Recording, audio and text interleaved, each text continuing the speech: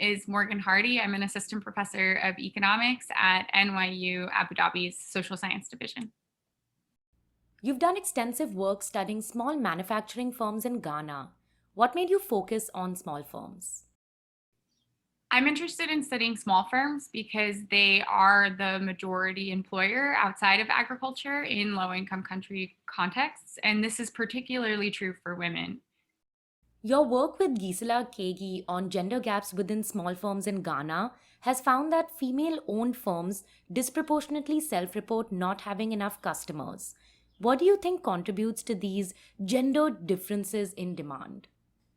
We believe that some of this profitability gap is likely stemming from differences in within industry crowding that we document using nationally representative household surveys.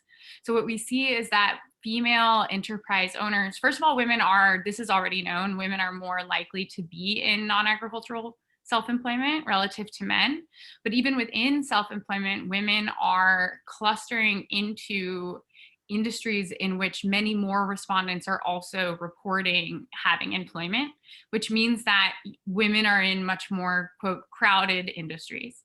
If you assume that there's not suddenly way more customers within a female dominated industry, which we show at least in garment making in a particular context is not the case, this would translate into a different supply to demand ratio for women relative to men.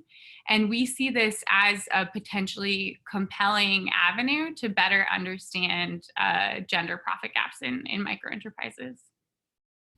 I know that you and Gisela Kegi are working on an analysis and theoretical framework to help other research efforts better understand what is driving gender gaps in firm profitability. So, where do you think the biggest gaps are in our understanding of constraints facing female firm owners? Majority of enterprise literature is actually not gender focused, and we're trying to kind of, where we can, reanalyze that data with a gender lens and kind of document what we know and what we don't know within a broad array of almost like theoretical categories of firm barriers. So ones that are often studied are things like capital constraints or access to finance. There's a lot of other constraints that we feel, I mean, we need to do a systematic meta-analysis, but we feel are likely understudied, like constraints on labor, constraints on firm entry, constraints on productivity of these firms, constraints on market access. This is a non-exhaustive list of categories, and we actually think that this is our draft framework. I think one place that small firm diaries might contribute is by providing, through the kind of deep dive, high frequency, more open-ended paths at trying to understand the lives of these micro enterprise owners, there may be categories of barriers that we're not considering. The theory of the firm has been a central part of economic thinking going back to Ronald Coase. What gaps are there in the way we typically think about small firms and their boundaries in developing country contexts? I honestly feel like the biggest area for innovation in with respect to kind of firm boundaries and firm networks is possibly a theoretical one.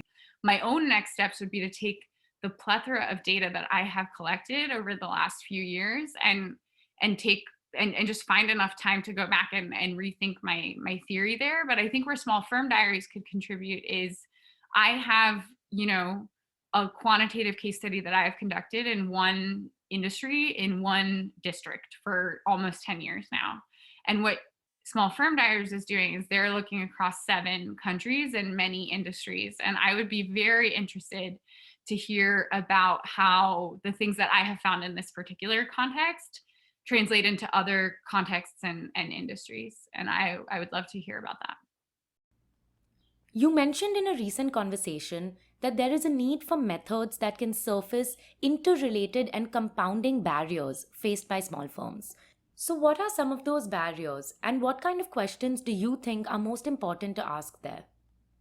The analogy I really like to give is, it's almost like a lake, like water, and you see what's happening at the surface, but what's happening at the surface is the result of all of this deep stuff that's happening underneath the water.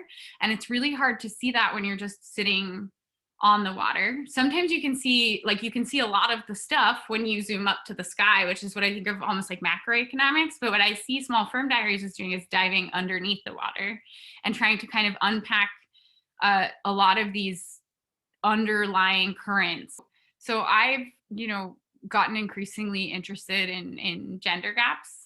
It's just gender gaps are one of the world's oldest inequalities, and it's just it's pervasive, and it's relentless, and it's long lasting. And I think that it's something that Melinda Gates's book really convinced me of. I guess I came to that book because I already had that lens, but she really makes this compelling argument for how in our lifetime this is going to be something that, I don't know, it's one of those big moments in history, and I feel like you feel these forces changing, and and so in a way, I think one way of viewing your project is it's giving a megaphone, or it's shedding light on a group of people that we don't have a lot of understanding of, in a way that I think would be really powerful in designing policies, programs, and more proper data collection for the things that matter to that group of people.